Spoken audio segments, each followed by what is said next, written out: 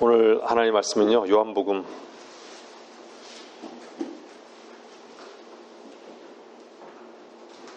8장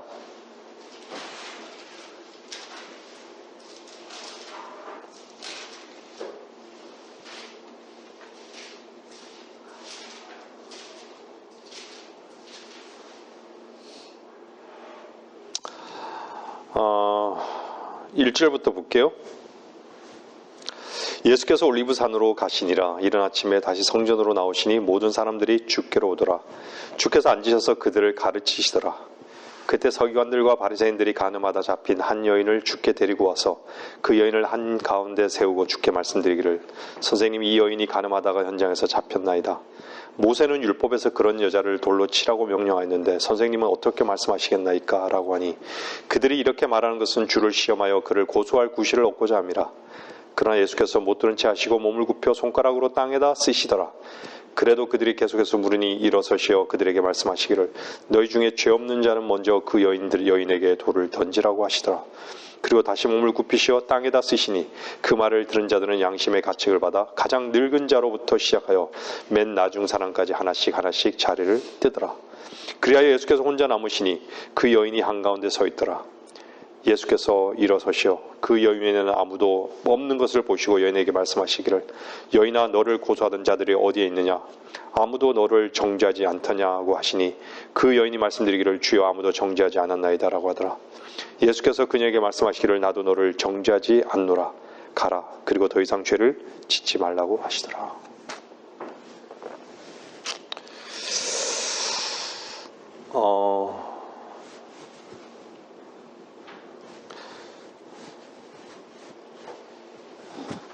저는 이 말씀을 오랫동안 이렇게 성경을 볼 때마다 제 자신이 여인의 위치에 되어본 적이 단 한 번도 없었어요.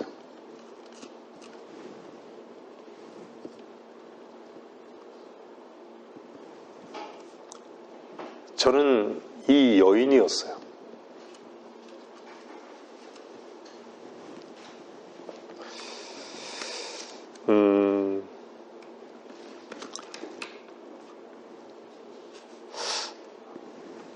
항상 그런 말씀을 제가 오랫동안 들었었지만,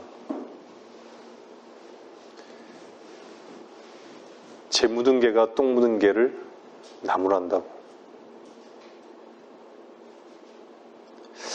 늘 누군가를 판단하는 위치, 내가 의롭기 때문에 누군가를 판단하는 위치에 있었어요.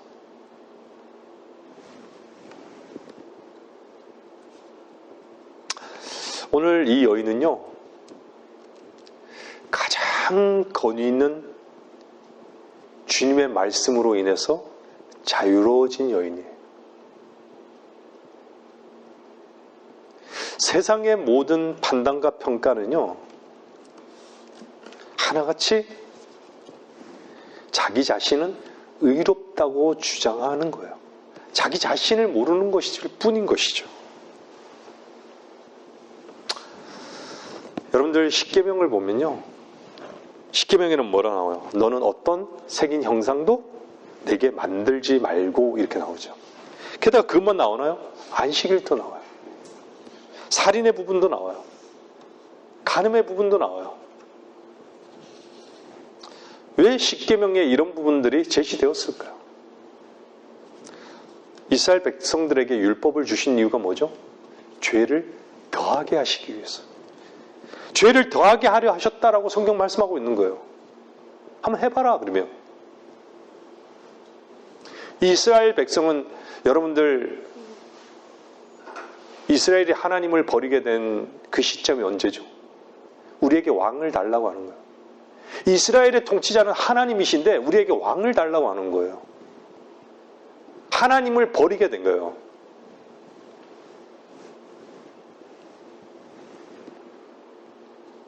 한번 율법을 하나님께서 이스라엘 백성들에게 준 거죠. 한번 해봐라. 여전히 지금도 이스라엘은 율법의 저주 가운데 갇혀 살아요.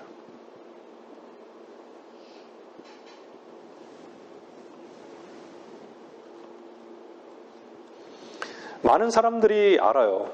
율법이 이스라엘이 율법을 만들기 전에는 어떤 시대인 걸 알죠? 양심. 왜 양심이죠? 선악간의 지식의 열매를 먹었기 때문에 양심이라는 그 시대에 이스라엘 민족이 태동하기 전에는 양심 시대라는 걸 알고 있어요.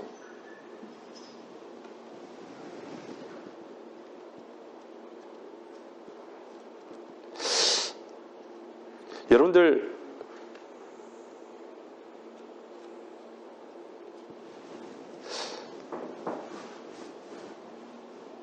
율법이라는 이걸 잘 보면요. 왜 뭘로부터 이렇게 시작이 된 줄 아십니까?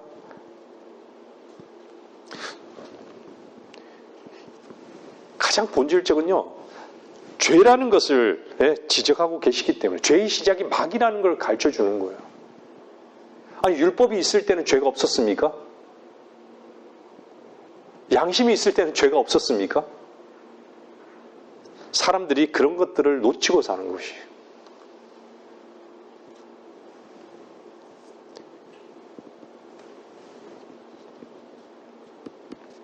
우리들에게 양심을 주셨잖아요. 그 주셨던 의도가 무엇이었어요?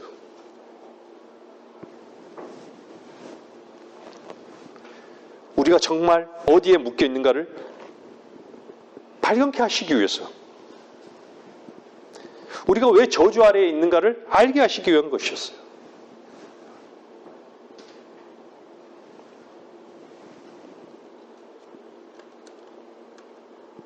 여러분들 계명과 율법을 온전하게 지키지 못하면요. 그것은 어떻죠? 그 끝은 어때요? 저주고 심판인 거예요.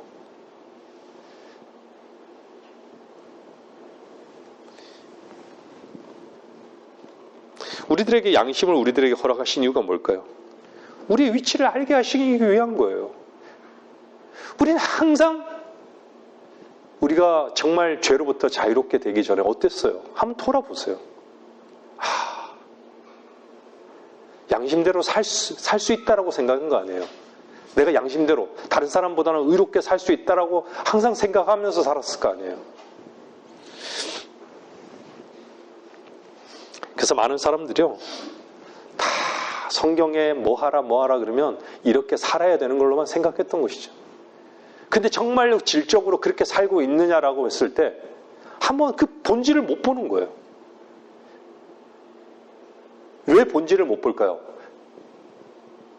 이렇게 살라고 한다라고 하면 주님이 죽으셨어요. 죽을 이유가 있었겠어요? 주님이 다시 살아나야 될 이유가 있어요? 주님께서 우리의 생명이 되실 이유가 있어요?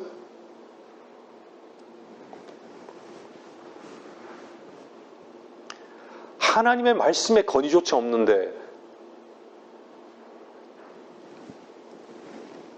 어떻게 그렇게 살 수 있다는 것이죠? 양심대로? 의롭게? 선하게?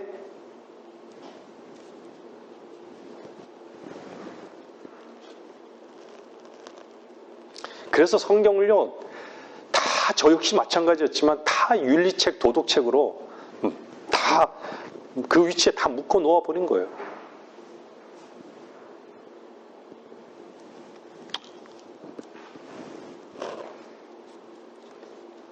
그래서 사람들이 누구나 다 그렇지만요. 양심대로 살아야 되겠다라는 다짐을 늘 해요. 어제는 이렇게 살았으니까 오늘은 이렇게 살지 말아야지.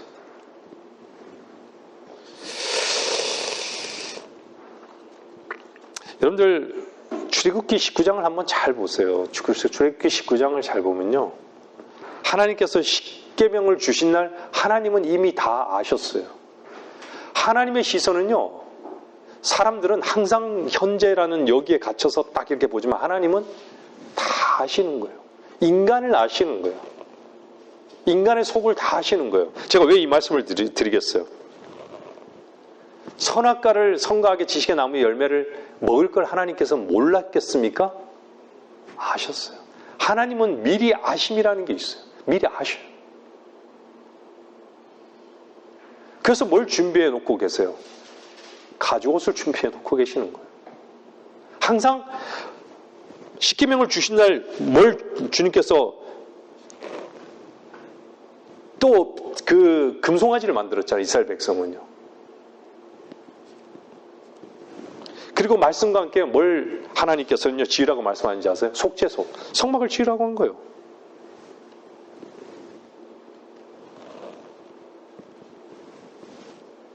이 땅에 물론 주님께서 이스라엘 왕으로 오셨지만요, 주님께서는 죽으실 것도 아신 것이죠.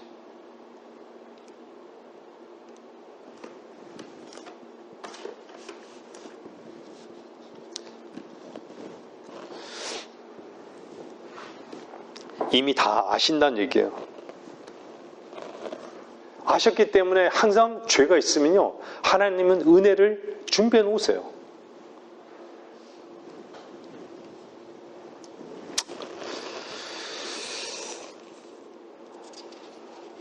여러분들 하나님 말씀 앞에, 여러분 속에 주어진 그 양심의 소리 앞에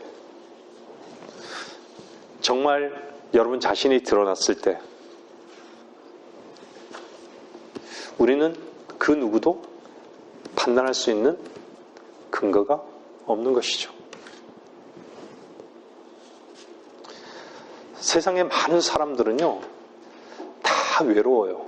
이 땅에 있는 모든 사람들은 다 외로움을 느껴요. 뭔가를 자기에게 위로를 받고자 원해요. 뭔가 자기 자신이 세워지기를 원하고 격려받기를 원하고 다 누구나 그래요. 근데 인간의 그 말로는요 잠깐의 위로가 있고 잠깐의 외로움을 해결할 수 있을지 모르지만요 진정한 외로움과 위로가 안 되는 거예요. 외로움을 해결할 수 있고 위로를 받을 수 있는 근거가 없어요. 인간에게 찾을 수가 없어요. 모든 인간들이 헤매고 있는 것이에요. 뭔가가 있을 거라고 생각하고.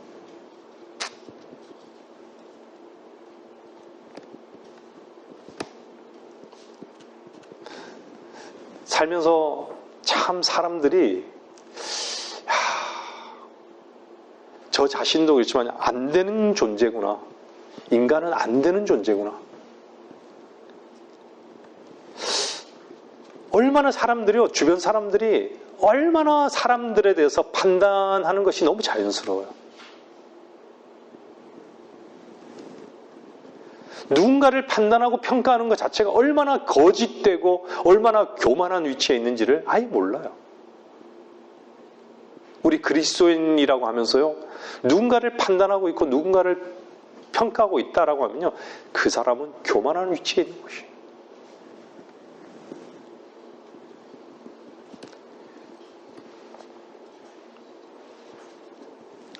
그리스도인이라는 이름을 어떻게 얻게 됐죠? 하나님의 은혜가 아니고서는 그리스도의 이름을 우리가 어떻게 얻었습니까? 우리는 시시각각 죄와 저주에 노출될 수밖에 없는 그러한 연약한 인간들이에요. 주님의 은혜가 아니면, 주님의 그 긍휼이 아니면, 우리를 더딥혀주지 않는다면 우리는 이 자리에 있을 수 없죠. 우리가 거듭나서 영원한 생명을 얻고 이 땅에서 자유할 수 있는 근거가 우리에게 도대체 뭐가 있는 것이죠?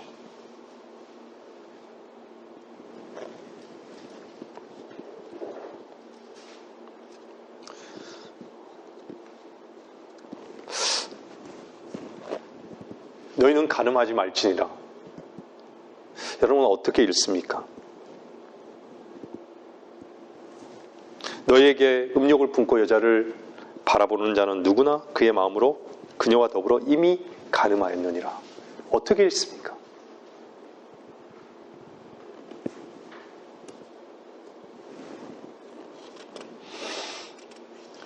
많은 사람들이요,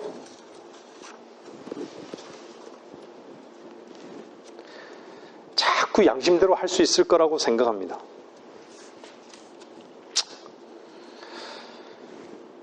사람들에게 물어요. 주변에 종교인들이 참 많죠. 예수님을 믿는다라고 다 얘기해요. 여러분들 믿는다라는 것은요, 어디랑 연결이 되는지 아십니까? 여러분 믿는다라고 했을 때요, 자유와 연결해요. 믿었을 때 자유한 거예요.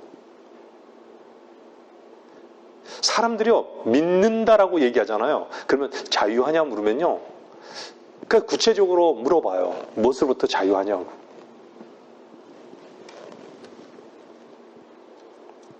근데요,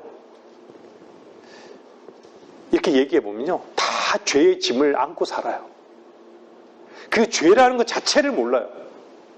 자기 자신에 묶여 있는 것 자체를 몰라요. 왜요? 왜 그렇죠? 죽음을 경험해 본 적이 없기 때문에. 한 번도 자기 자신이 정말 안 되는 존재인지를 빛 가운데 본 적이 없어요.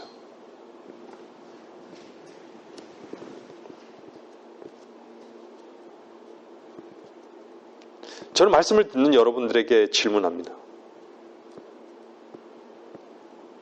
교회 다니십니까? 아니면 주 예수 그리스도를 믿으십니까? 제가 다시 말씀드리지만 주 예수 그리스도를 믿는다는 것은요, 한 번은 분명한 자유함이 있어야 돼요.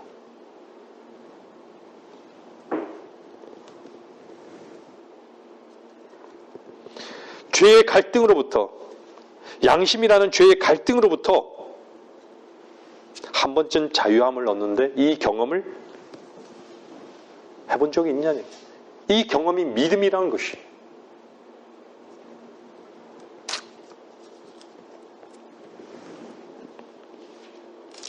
자기라는 사랑과 죄에서 그 어떤 큰 짐을 느껴보지 못한 사람이 예수를 믿는다는 것은 불가능한 거예요. 믿는 것이 아니에요.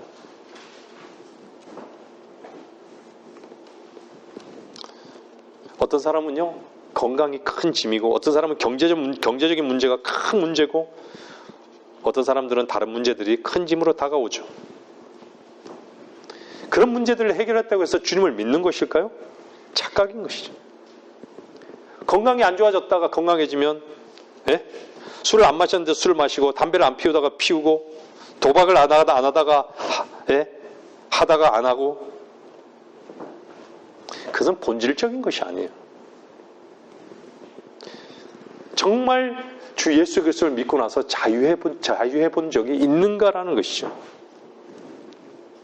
제가 다시 말씀드립니다. 이 자유는요, 그리스도의 십자가에 동참되지 않는 사람은 절대로 결코 자유함을 얻을 수 없어요.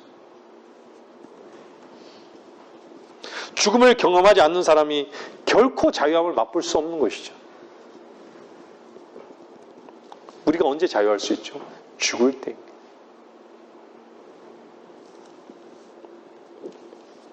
우리의 몸이 자유한 것은 죽었을 때예요. 늘 아는 말씀이고 늘 듣는 말씀이지만 여러분들 진지하게 들으십시오.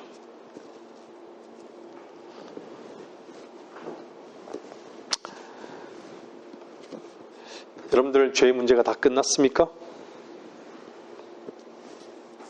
여러분들 구원받지 못한 사람들은 이것을 반드시 점검해야 돼요. 자유한가? 난 정말 죄에서 자유해 본 적이 있는가?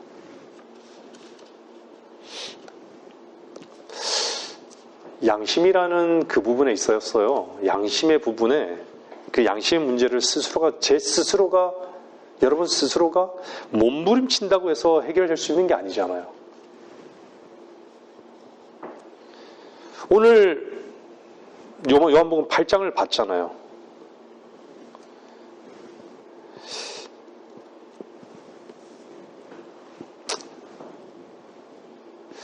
믿고 난 다음에 그 결과는요, 믿기 전과는 완전히 달라요. 우리는 분명히 저주받을 수밖에 없는 죄와 사망의 그 위치에서 의롭게 된 위치로 옮겨진 자들이에요. 그것은 세상에 어떤 권위 있는 사람의 말이 아니라 하나님의 권위의 말씀이에요.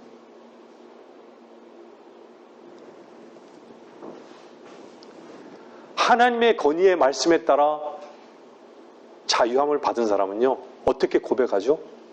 나는 의롭게 되었습니다. 나는 그분 안에서 의롭게 되었습니다. 여러분들 의로워졌습니까? 그리스도 안에서요? 감사하죠?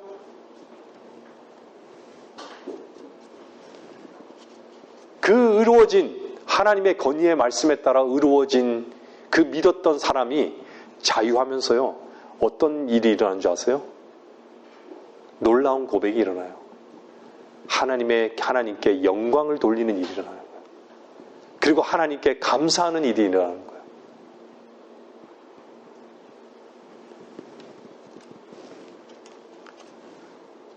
우리 로마서 봤잖아요. 하나님께 영광을 돌리고 하나님께 감사하는 일은 마땅한 것이에요. 그리스도 안에서. 근데 과연 지금의 시점에서 하나님께 영광을 돌리고 감사하는가라는 것이에요. 그리스도인이라고 하면서 감사치 않고 하나님께 영광을 돌리지 않고 감사치 않다라고 하면요, 이미 배교의 시작을 가고 있는 것이에요. 영 안에서요.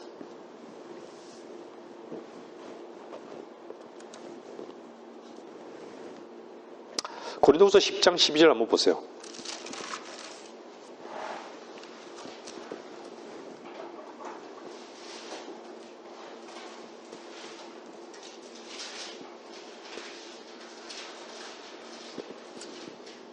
고린도후서 10장 12절 보면요, 우리는 우리 자신을 감히 자기를 칭찬하는 어떤 사람들과 같은 부류로 나누거나 비교하지 않으나 그들은 여기서 구원받지 못한 자들이죠. 자기들 가운데서 스스로를 측정하고 자기들끼리 비교하니 현명하지 못한 것이라. 늘 우리는 잘 알고 있지만 주님 안에 있다면요, 다른 사람도 여러분의 기준 속에서 비교하거나 나누지 않아야 되는 것이죠. 주님께서도 우리를 또한 그렇게 대하지 않으셨기 때문인 것이죠. 그래서 주님의 구원의 은혜를 누리지 못한 사람들은 자기들 가운데서 스스로를 측정하고 자기들끼리 비교하고 이것은 현명하지 못한 것이에요. 여러분, 갈등이 어디서 오는 것이에요?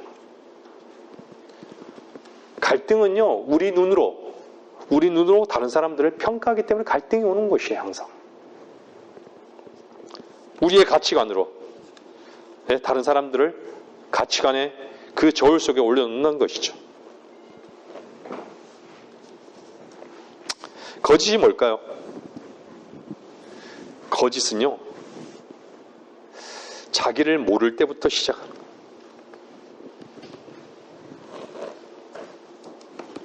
하나님 말씀 앞에 자기 자신이 정확하게 어떻게 드러나는 것인지를 모르기 때문에 거짓이 자꾸 드러나는 것이에요.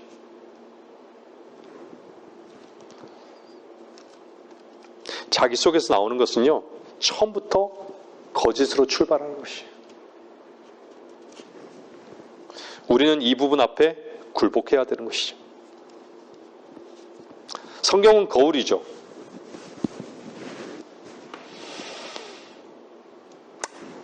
우리는 우리의 더러운 부분, 흐트러진 부분, 많은 부분들을요, 이 거울을 보고 그 말씀의, 그 진리의 말씀의 물 가운데로 우리가 가져가야 되는 것이에요. 우리 스스로는 절대 교정할 수 없어요. 불가능한 것이. 사람들이요, 정말 주님을 믿지 못하는 사람들이 하는 게 뭔지 아세요? 정말 믿습니다 하는 거예요. 믿습니다. 종교인들요, 정말 믿습니다 이래요. 정말 믿지 않는 사람들이 하는 소리가 믿습니다라는 것이, 소리만 지르는 것이. 믿는 사람들은 어때요? 소리치지 않아요. 믿습니다 이렇게 하지 않는 것이죠. 그럼 어떻죠? 믿는 사람들은요, 믿어야 할 내용이 주 예수 그리스도를 누리는 사람들이에요.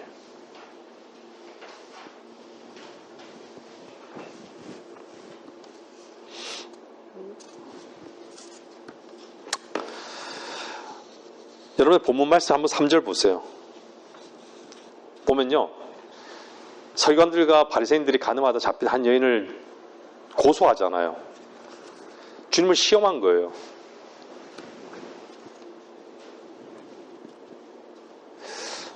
우리가 오랫동안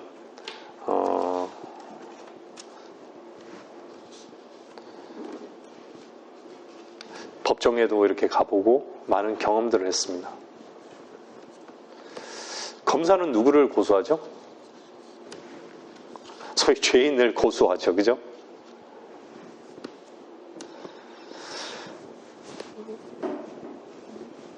근데 검사는요, 반드시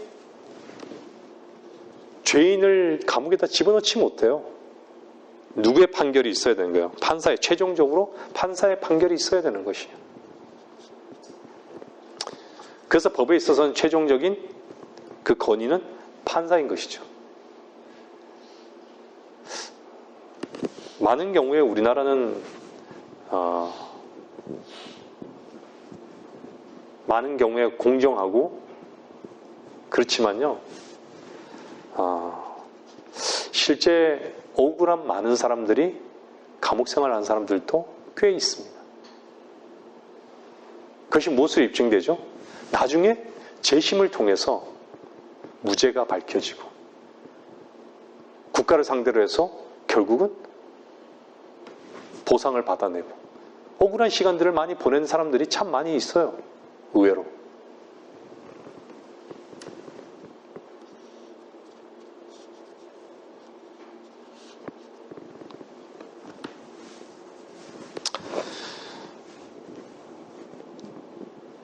이 여인의 위치에서요, 여러분들이 발견된다면 하나님의 그 건의를 통해서 이 여인과 같은 자유함을 반드시 얻게 된다는 것을 말씀드리는 것이에요. 이 여인의 위치에 있어 보지 않은 사람이라면요, 절대로 자유함을 모르는 사람입니다. 사탄은요, 분명하게 아는 것이 무엇인지 아세요? 하나님께서 우리를 얼마나 사랑하는지 알아요. 하나님께서 우리를 천사보다도 더 사랑해요. 여러분들 이런 말씀 들으면은 무슨 뚱땅지 같은 말이냐 이렇게 들을 수 있을지 모르지만요, 하나님의 말씀은, 건의의 말씀은 그렇게 말씀하고 있어요. 천사를 위해서 주님은 피를 흘리지 않으셨어요. 피가 오염된 인간을 위해서 하나님께서 피 흘려 죽으신 거예요.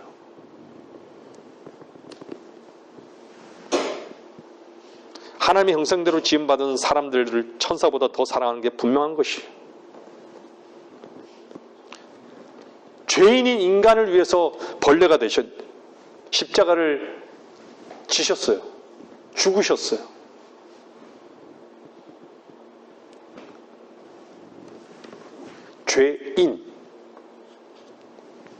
죄인을 구원하시기 위해서 오신 거예요. 저와 여러분을 위해서.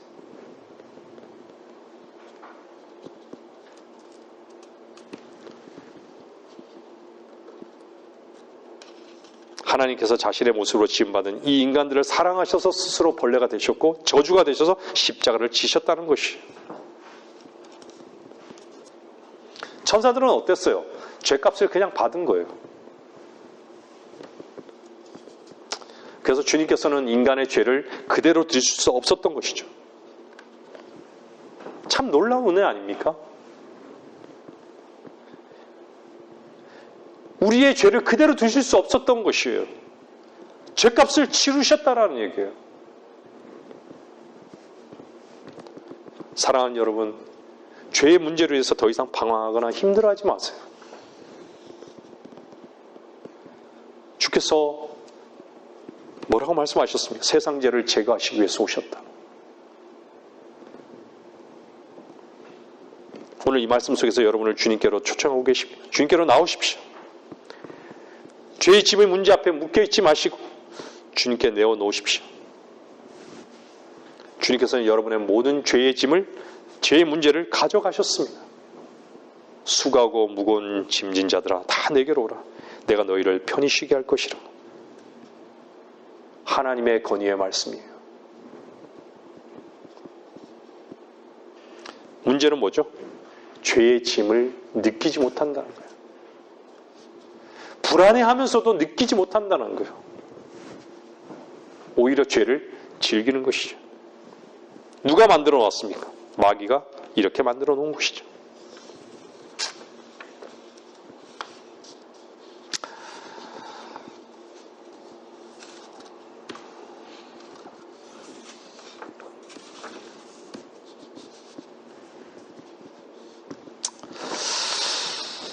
성경은 이렇게 말씀하십니다. 마태복음 7장 21절. 뭐라 그러시죠? 보세요. 마태복음 7장 21절요.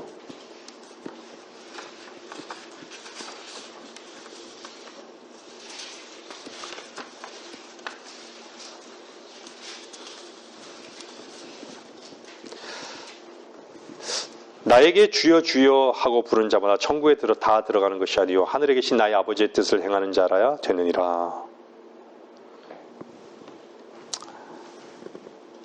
로마서 10장 9절은 뭐라 그래요? 내가 내 입으로 주 예수를 시인하고 또 하나님께서 그를 죽은 자로부터 살리신 것을 내 마음에 믿으면 구원을 받으리라. 누구든지 주의 이름을 부르는 자는 구원을 받으리라.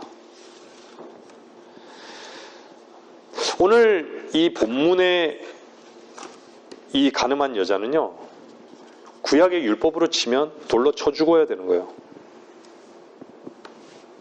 근데 최종적으로 주님께서는 뭐를 선언하신 거예요? 자유를 선언하신 거예요. 가라고. 나도 너를 정죄하지 않노라고.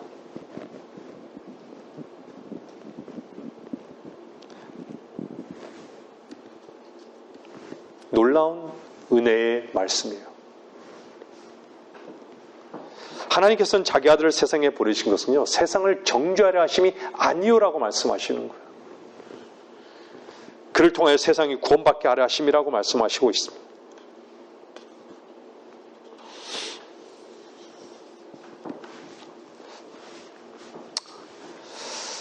우리는 늘 현장 속에서, 삶의 현장 속에서 있습니다. 그 삶의 현장은 하나님께서 계시는 현장이에요.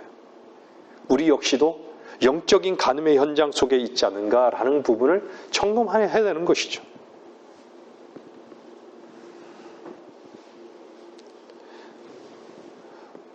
세상을 사랑하고 하나님과 분리되어 있으면요, 간음한 현장에 있는 것이에요.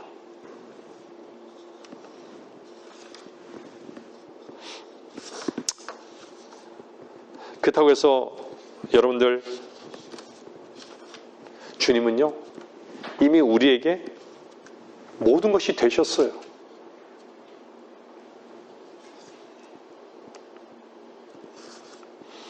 주님께 나오셔야 되는 것이에요. 죄의 문제 앞에 우리는 몸부림칠 수 있는 그게 없어요. 아무리 해도 해결되지 않으면 몸부림쳐도요. 그냥 주님 앞에 나오셔야 되는 거예요.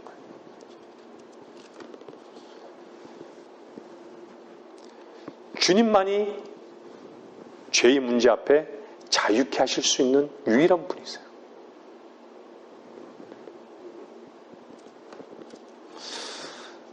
여러분들 다니엘서 5장 보세요.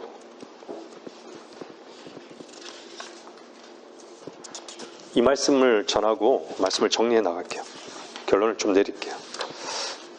다니엘서 5장 보세요.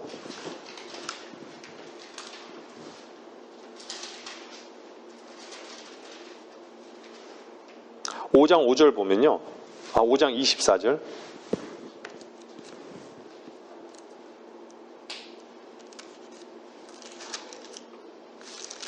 5장 5절에 보면 바로 그 시각에 한 사람의 손에 손가락들이 나와서 촛대 맞은편 궁전 해벽에 글을 쓰니 왕이 글을 쓰는 그 손가락을 보니라. 24절에 보면 그분께서 손가락을 보내어 이 글이 기록되었나이다. 25절에 보면 기록된 글은 이것이니 메네 테켈 우파르시니라. 이게 무슨 뜻일까요?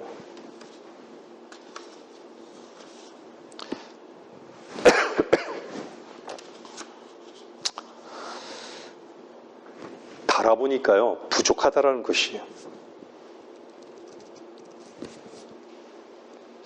물건의 무게가 기대치에 미치지 않았다는 뜻이에요. 사람들은요, 한쪽에다가 선행을 딱 올려놓고요, 네? 반대쪽에는요, 뭘 올려놓은지 아세요? 악행을 올려놔요. 모든 사람들은요, 선행을 올려놓고 악행을 반대쪽에 올려놔요. 그래서 그 악행 쪽으로 저울이 기울으면요, 선행보다 악행을 많이 저질렀다는 것을 의미하기 때문에요, 어떻게 얘기하는지 아세요? 지옥행이다. 만약에 수평이 되면, 네? 어떤 종교 집단은요, 가톨릭은 연옥에 대기해야 한다. 이렇게 판정하는 것이에요. 여러분들, 제가 말씀 분명하게 드릴게요. 그리스도인이라면요, 구원받고 거듭난 그리스도인은요, 하나님의 저울추는요, 선행이 아니라, 선행 옆에 악행이 아니라요. 선행 옆에는요, 예수 그리스도십니다. 그리고요, 악행이 아니라 반대편에 선행 옆에 예수 그리스도와 뭐가 있는 줄 아세요? 믿음인 거예요.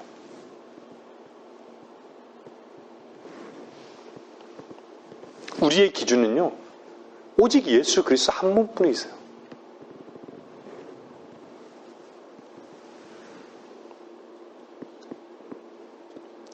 그분께서 여러분 안에 들어가 계셔야만 저와 여러분은 저울추가 수평을 이루게 되는 것이죠.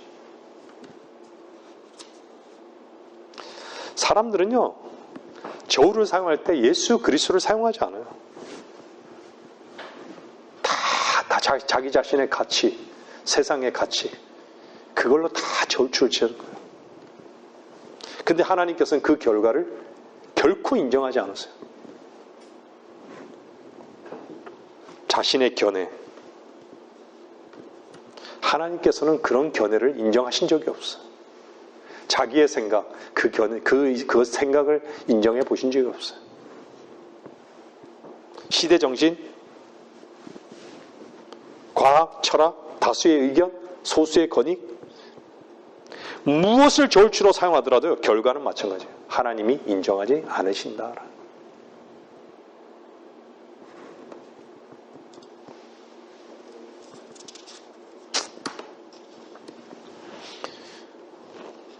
저울에는 하나님의 저울추가 분명히 사용될 것이에요. 많은 사람들은 언젠가 한 번은 하나님의 저울로 반드시 달리게 될 것입니다. 그 저울에 달았더니 부족함이 판정을 딱 받고 난 다음에 어디로 가겠어요? 영원토록 지옥에 던져질 것입니다. 다른 것이 없습니다. 출애굽기 31장 잠깐 보세요. 31장 18절.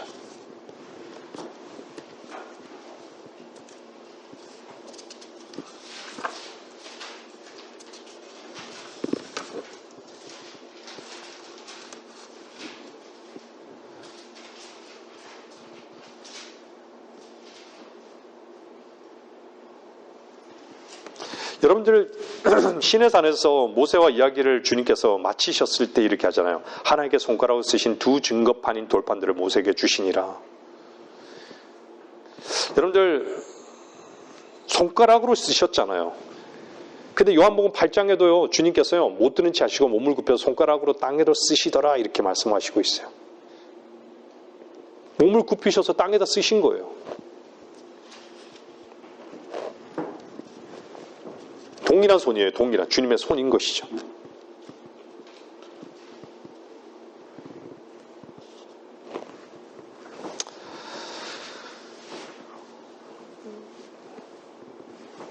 근데 반드시 신명기 22장 21절을 쓰셨을 거예요. 그죠?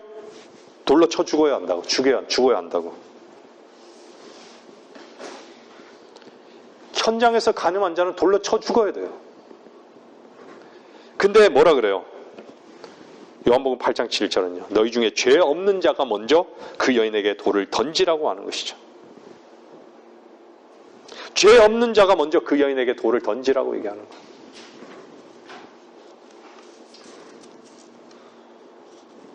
우리는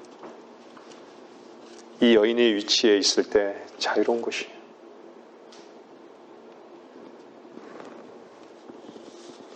주님의 은혜를 발견하는 놀라운 말씀인 것이죠. 말씀을 듣는 여러분 혹시 교만한 자의 위치에 있습니까?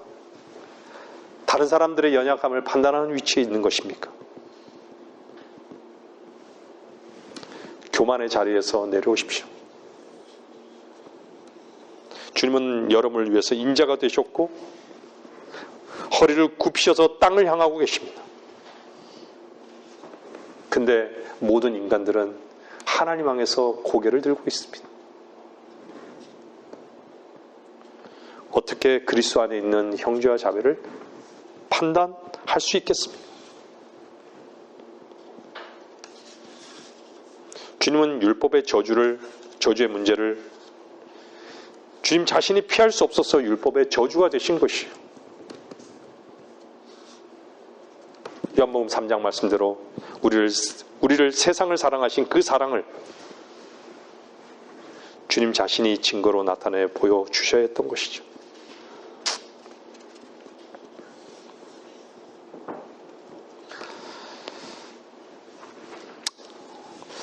말씀을 정리하겠습니다.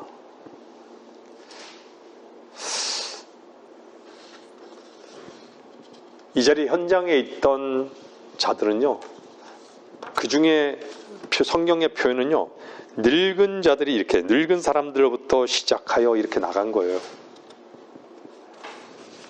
제가 이렇게 인생을 그렇게 더 많이 사신 분도 여기 계시지만요, 돌아보면 정말 옛날에 그 20대 때 불렀던 복음송이 항상 생각이 나는 게요, 돌아보니 죄밖에 보이지 않는 거예요. 인생을 돌아보면요, 죄밖에 보이지 않습니다. 그 얘기는 뭐죠? 나이가 더 많을수록요, 정말 나는 죄인일 수밖에 없는,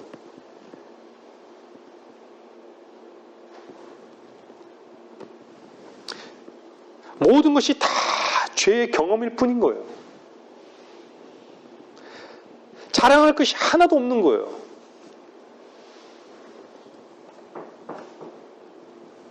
주님 안에서의 경험이 아니라면요, 다 죄뿐인 것이에요.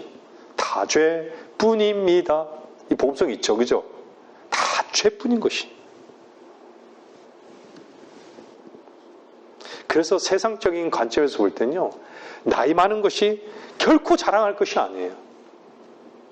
우리 사랑하는 우리 자매님도 그런 고백을 자주 하시죠. 주님 안에 계시니까 얼마나 정말 복된 삶을 사시는 거예요. 주님 밖에서 산다라고 하면 어땠을까요?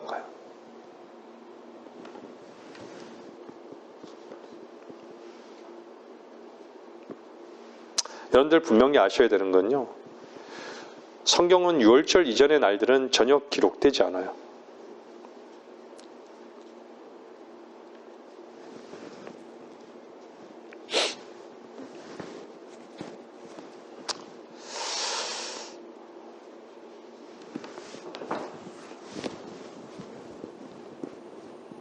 여러분들은 무엇에 가장 예민하십니까? 저는 오늘 이렇게 여러분에게 질문합니다. 여러분들은 얼마나 죄에 민감하고, 죄에 민감한 사람들은요, 반드시 주님을 의지하는 곳으로 나가게 되어 있어요. 죄의 문제 앞에 둔감하기 때문에 주님을 찾지 않는 것이에요. 그 둔감하다는 건 뭐죠? 죄를 짓더라도 돈을 얻어야 되고, 누군가를 속여서라도 자기가 세워져야 되고요. 자기가 높아지고자 하는 것은 너무나도 가장 민감한 것이죠. 예수 그리스도 이외의 가치를 두고 있는 그것을 말씀하는 거예요. 여러분은 주님의 예민하신 가운데 하나가 되어본 적이 있으십니까? 얼만큼 예민하십니까?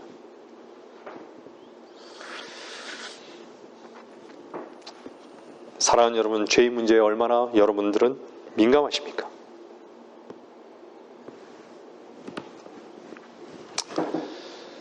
죄의 문제를 해결하기 위해서 몸부림치지 마십시오. 의롭게 살고자 몸부림치지 마십시오. 주님께서는 우리들에게 행함이 없어도 불경하는 자를 의롭다 하시는 그분을 믿으라고 얘기하는 거예요.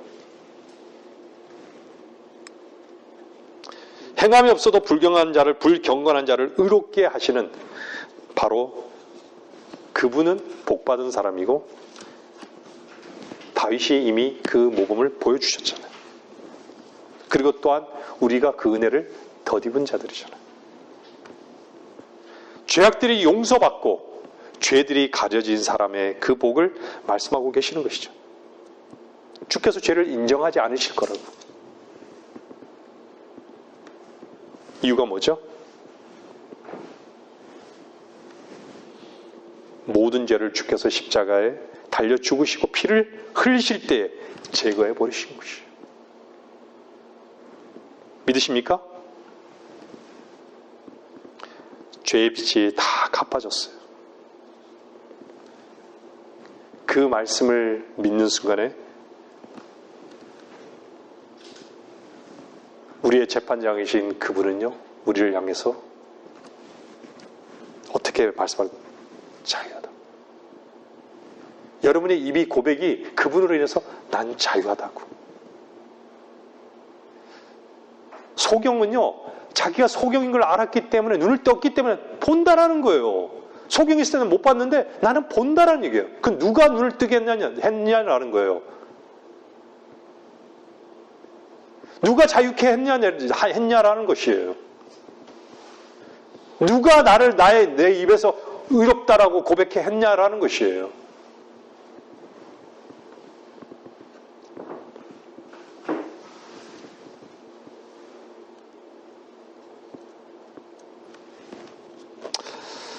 주님 앞에 내어놓고 놀라운 진리 가운데서 자유를 맛보는 모든 사람들이 되어야 합니다. 말씀을 마치겠습니다.